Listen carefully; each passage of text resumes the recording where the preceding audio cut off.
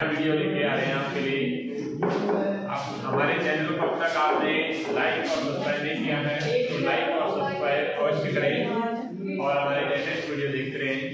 देखिए आज हम आपको लेसन नंबर 1 का टॉपिक है आवेश।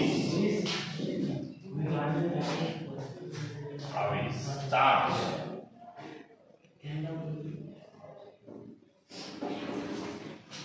इसको बता रहे हैं चार्ज। पहले तो आवेश देखिए, आवेश के बारे में थोड़ा सा समझिए कि एक सन 600 ईस्वी पूर्व हेलस नामक का एक वैज्ञानिक था। उसने एम्बर को उसने ऊन से रगड़ा और उसने देखा कि वह छोटी छोटी वस्तुओं को अपनी ओर आकर्षित कर रहा है। एम्बर एक पदार्थ था, उसको उसने ऊन से रगड़ा तो उसने देखा कि एम्बर था वो छोटी छोटी वस्तुओं को अपनी ओर आकर्षित करता है। तो यूनानी भाषा में एम्बर को क्या है? चार्ज कहते हैं, आवेश कहते हैं। यूनानी भाषा में एम्बर को आवेश कहते हैं और वह कारक जिसके कारण यह गुण उत्पन्न हुआ है उसे विद्युत कहते हैं। वह कारक जिसके कारण ये गुण उत्पन्न हुआ है उसे हम क्या कहते हैं? विद्युत कहते हैं। ठीक है। फिर उसके बाद में बहुत सारे वैज्ञानिक आए अलग अलग, उन्होंने अलग अलग वो किए। तो ऐसी बहुत सारी वस्तुएं हैं जिनको आपस में रगड़ते हैं आपस में, तो वह छोटी छोटी वस्तुओं को अपनी ओर आकर्षण करने के गुण को विद्युत में या आवेशित कहते हैं। वह कारक जिसके कारण यह गुण उत्पन्न हुआ है उसे हमें विद्युत कहते हैं। क्या कहते हैं? विद्युत कहते हैं। अब विद्युत आवेश होते हैं, तो आवेश के बारे में उसके बाद में आवेश कितने प्रकार के हैं, तो आवेशों के प्रकार उसके बारे में अध्ययन करने के लिए उसने क्या किया कि एक कांच की छड़ है, कांच की छड़ ली और उसे रेशम के कपड़े से रगड़ा और उसे हमने एक स्टैंड पर स्वतंत्रतापूर्व लटका दिया। एक स्टैंड पर स्वतंत्रतापूर्व हमने उसको लटका दिया। कांच की छड़ थी, रेशम के कपड़े से रगड़ा और उसे हमने एक स्टैंड पर स्वतंत्रतापूर्व लटका दिया। ये किसकी छड़ है? कांच की। फिर हमने क्या किया, दोबारा एक दूसरी कांच की छड़ ली, उसे भी हमने रेशम के कपड़े से रगड़ा और इसके जो कांच की छड़ जो स्टैंड से लग रही है उसके पास ले गए हम, इसके पास कांच की छड़ को ले गए तो हमने देखा कि ये एक दूसरे से क्या है? दूर रखती है। एक जैसे दूसरी भी क्या है? कांच की छड़ है। कौन सी है? कांच की छड़। तो हमने देखा कि ये एक दूसरे से क्या हो रहे हैं? दूर रख रहे हैं। माने ये स्वतंत्रतापूर्व रखी हुई कांच की छड़ इससे दूर रखती है उस कंडीशन में। दूसरा हमने प्रयोग किया कि हमने एक एबोनाइट की छड़ ली और उसे क्या है? बिल्ली की खाल से रगड़ा।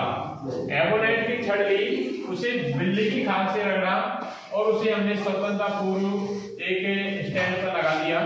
ये एबोनाइट की छड़ है। किसकी छड़ है? एबोनाइट। एबोनाइट की छड़ है। इसको हमने किससे रगड़ा? बिल्ली की खाल से रगड़ा और इसे स्वतंत्रतापूर्व लटका दिया। फिर हमने दूसरी एबोनाइट की छड़ ली, उसे भी हमने बिल्ली की खाल से रगड़ा और उसे छड़ के पास हम इसको ले गए। दूसरी भी क्या थी? एबोनाइट की छड़ थी और उसको हमने क्या है? बिल्ली की खाल से रगड़ा। एबोनाइट की छड़ को हमें इसके पास ले गए। हमने देखा कि ये भी एक दूसरे से क्या है? दूर रखती है। ये स्वतंत्रतापूर्व रखी हुई कांच की छड़ वो क्या है? इससे दूर रखती है, दूर रखने का प्रयास करती है। फिर हमने तीसरा एक और प्रयोग किया। उसमें क्या किया कि जैसे एक पॉइंट था ये बी और हमने सी जो किया उसमें क्या किया? हमने एक कांच की छड़ ली, उसे हमने रेशम के कपड़े से रगड़ा और उसे हमने स्वतंत्रतापूर्व स्टैंड पर लगा दिया। ये स्टैंड था, इस पर स्वतंत्रतापूर्व हमने कांच की छड़ को स्टैंड पर लगा दिया। ये कांच की छड़ है। इसकी छड़ है कांच की। अब हमने दूसरी क्या है? एबोनाइट की छड़ ली, उसे बिल्ली की खाल से रगड़ा और इस कांच की छड़ स्वतंत्रतापूर्व रखी हुई कांच की छड़ के पास ले गए। तो कांच की छड़ के पास ले गए तो हमने देखा कि ये किसकी छड़ है? एबोनाइट की। एबोनाइट। एबोनाइट की छड़ लेंगे तो हमने देखा कि ये कांच की छड़ है, इसके पास आती है, इसे दूर ले जाकर कहां की है, इसके पास आती है। तो इस प्रकार हम कह सकते हैं कि आवेश दो प्रकार के हैं, दो प्रकार के हैं। तो अमेरिकन वैज्ञानिक बेंजामिन फ्रैंकलिन ने ये कहा कि कांच की छड़ में उत्पन्न आवेश को उसने धनावेश नाम दिया और एबोनाइट की छड़ में उत्पन्न आवेश को क्या नाम दिया उसने, ऋणावेश। कांच की छड़ में उत्पन्न आवेश को क्या नाम दिया उसने, धनावेश। और उसने ये कहा कि समान आवेश एक दूसरे को क्या करते हैं, प्रतिकर्षित करते हैं। ये भी निष्कर्ष निकला इससे, ठीक है ना। और ये असमान आवेश एक दूसरे को क्या करते हैं, आकर्षित करते हैं। इस प्रकार मनी हमें दो आवेश कितने प्रकार के हैं, दो प्रकार के, ये कह सकते हैं। एक बार वापस समझिए आवेश के बारे में कि आवेश दो प्रकार के, कैसे बताया कि आवेश दो प्रकार के हैं। उसके एक प्रयोग किया, एक कांच की छड़ ली, उसे हमने रेशम के कपड़े से रगड़ा और हमने स्टैंड पर स्वतंत्रतापूर्वक लटका दिया। दूसरी कांच की छड़ ली, उसे भी रेशम के कपड़े से रगड़ा और ये स्वतंत्रतापूर्वक लटकी हुई कांच की छड़ के पास लाते हैं। तो हम देखते हैं कि ये स्वतंत्रतापूर्वक लटकी हुई कांच की छड़ इससे दूर जाती है, ठीक है। दूसरा प्रयोग किया कि एक एबोनाइट की छड़ ली, उसे हमने बिल्ली की खाल से रगड़ा और हमने उसे स्वतंत्रतापूर्वक एक स्टैंड से लटका दिया। दूसरी एबोनाइट की छड़ ली, उसे भी हमने बिल्ली की खाल से रगड़ा और उसके पास हम ले गए तो हमने देखा कि स्वतंत्रतापूर्वक लटकती हुई एबोनाइट की छड़ इससे दूर हटती है। ये क्या करती है, इससे दूर हटती है। तीसरा प्रयोग हमने ये किया कि एक कांच की छड़ ली और उसे रेशम के कपड़े से रगड़ा और उसे स्वतंत्रतापूर्वक एक स्टैंड पर लटका दिया। दूसरी हमने एबोनाइट की छड़ ली, उसे बिल्ली की खाल से रगड़ा और उसे स्वतंत्रतापूर्वक लटकती हुई कांच की छड़ के पास ले जाते हैं तो वह एबोनाइट की छड़ की ओर आकर्षित होती है, मानी एबोनाइट की छड़ की ओर आकर्षित होती है। अर्थात जब ये दोनों कांच की छड़ और कांच की छड़ माने समान आवेश थे, तब तो एक दूसरे से क्या कर रहे थे, दूर हट रहे थे। इसका मतलब समान आवेश एक दूसरे को प्रतिकर्षित करते हैं और असमान आवेश एक दूसरे को क्या करते हैं, आकर्षित करते हैं, ठीक है ना। तो कांच की छड़ में उत्पन्न आवेश को धनावेश, एबोनाइट की छड़ में उत्पन्न आवेश को ऋणावेश अमेरिकन वैज्ञानिक बेंजामिन फ्रैंकलिन ने ये नाम दिए। तो दो आवेश होते हैं, धनावेश और ऋणावेश। ये नाम किसने दिया, अमेरिकन वैज्ञानिक बेंजामिन फ्रैंकलिन ने, ठीक है। उसके बाद में अगला टॉपिक आता है कि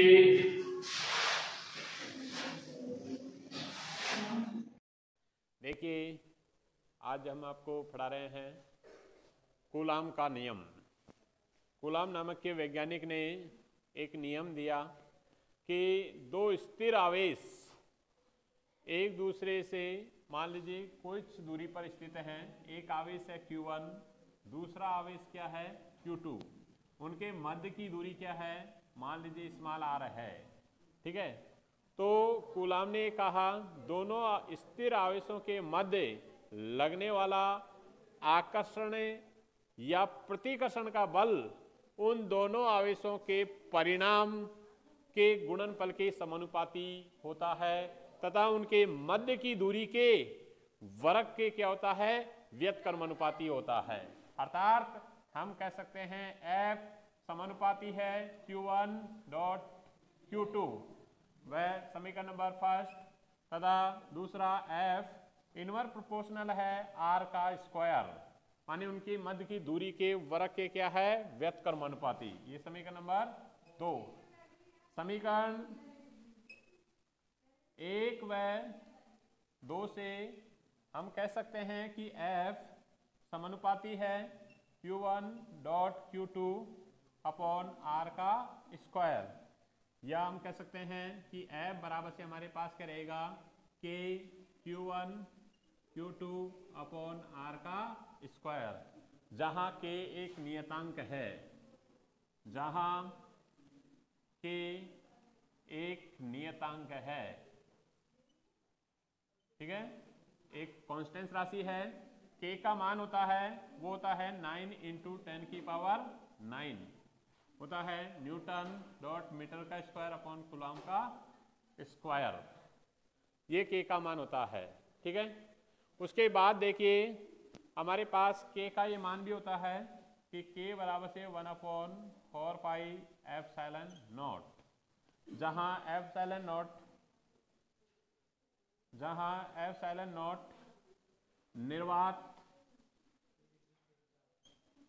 निर्वात की विद्युतशीलता,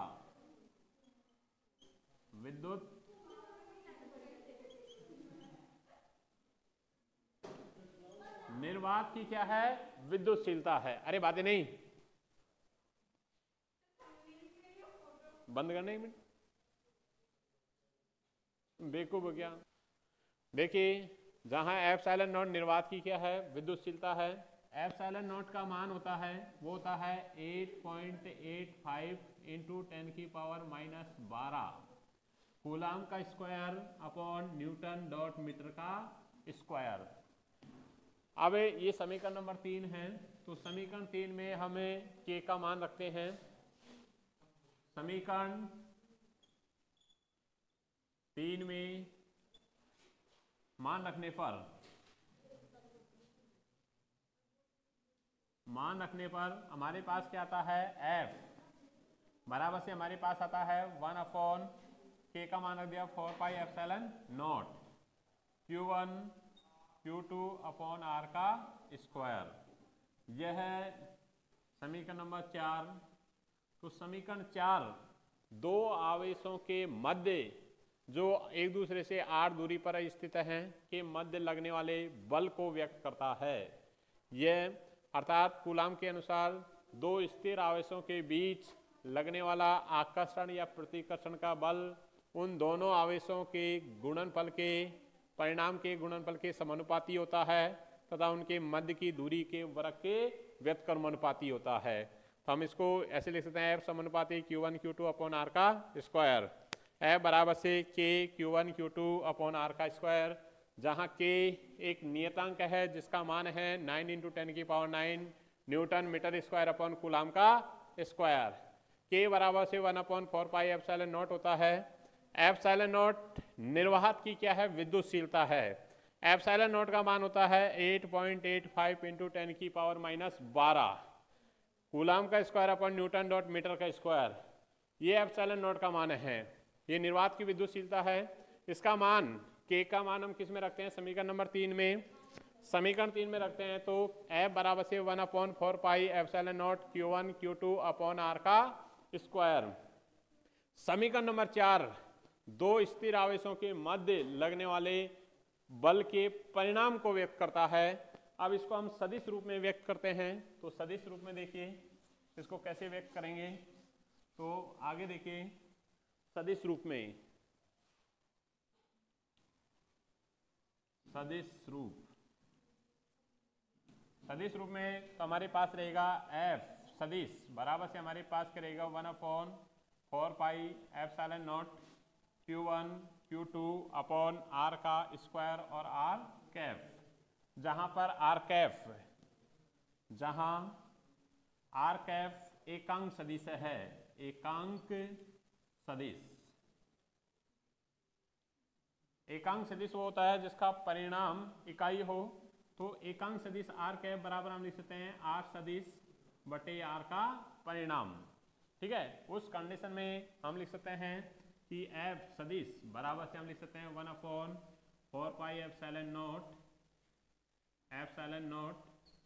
Q1 Q2 अपॉन R का, ये R कैफ R का स्क्वायर है, R कैफ की जगह हम लिख सकते हैं R सदिश बटे R का परिणाम।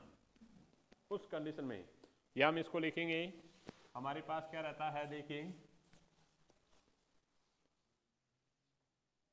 हमारे पास ये रहता है कि F बराबर से हमारे पास रहेगा 1/4 pi epsilon naught Q1 Q2 upon ये हो जाएगा R का क्यूब और R सदिश। ठीक है, ये सदिश रूप में व्यक्त करता है। समीकरण नंबर 5 क्या है, दो आवेशों के मध्य लगने वाले जो बल है उसको ये सदिश रूप में व्यक्त करता है। समीकरण नंबर 5 ठीक है।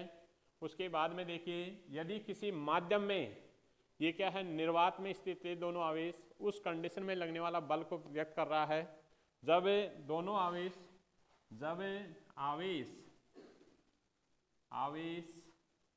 किसी माध्यम में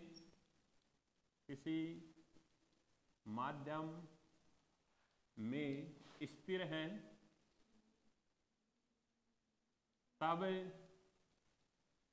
तब हमारे पास जो बल लगेगा, जो बल क्या रहेगा, Fm, माध्यम में लगने वाला। दोनों आवेश किसी माध्यम में स्थित हैं तो उस कंडीशन में Fm बराबर 1/4 पाई एप्सिलॉन। तो एप्सिलॉन 0 की जगह हम क्या रखेंगे, एप्सिलॉन रखेंगे उस कंडीशन में, या हम लिख सकते हैं। हाँ देखिए आगे, जब आवेश किसी माध्यम में स्थित हैं, अब किसी माध्यम में स्थित हैं, तब लगने वाला बल क्या रहेगा, Fm बराबर से 1/4 pi epsilon Q1 Q2 upon R का स्क्वायर, जहां एप्सिलॉन माध्यम की विद्युतशीलता कहते हैं, जहां एप्सिलॉन को क्या कहते हैं, माध्यम की विद्युतशीलता कहते हैं। अब देखिए अगला टॉपिक है पैरावैद्युतांक। अगला टॉपिक क्या है, पैरावैद्युतांक। तो पैरावैद्युतांक क्या है, पैरावैद्युतांक किसे कहते हैं,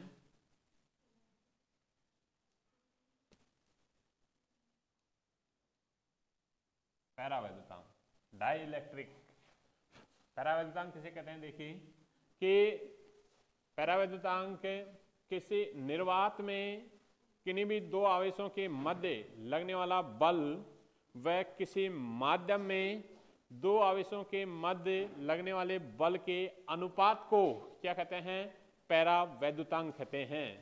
पैरावैद्युतांक को हम एप्सिलॉन R से प्रदर्शित करते हैं। किससे करते हैं, एप्सिलॉन R से, अर्थात निर्वात में बल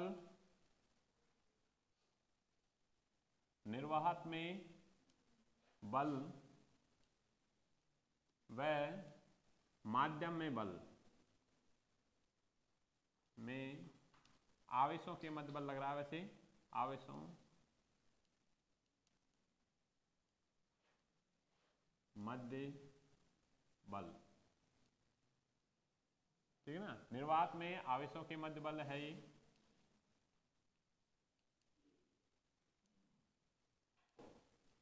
मध्य बल, ठीक है। इसे हम क्या कहते हैं, पैरावैद्युतांक। निर्वात में आवेशों के मध्य बल व माध्यम में आवेशों के मध्य बल के अनुपात को क्या कहते हैं, पैरावैद्युतांक कहते हैं। इसे एप्सिलॉन R से प्रदर्शित करते हैं। तो देखिए निर्वात में आवेशों के मध्य बल, निर्वात में आवेशों के मध्य बल, ये हमारे पास है F बराबर से 1/4 pi epsilon naught Q1 Q2 upon R का स्क्वायर, ठीक है। ये समीकरण नंबर, ये फर्स्ट है, और इसको हम ऐसे भी लिख सकते हैं F/Fm माध्यम के लिए। तो ये समीकरण नंबर फर्स्ट और ये समीकरण नंबर सेकंड। और देखिए माध्यम में आवेशों के मध्य बल, वो हमने मान लिया कि Fm है माध्यम में, 1/4 pi epsilon Q1 Q2 upon R का स्क्वायर। ये समीकरण नंबर 3। समीकरण 1 में 2 और 3 से मान रखने पर, समीकरण 1 में 2 व 3 से मान रखने पर,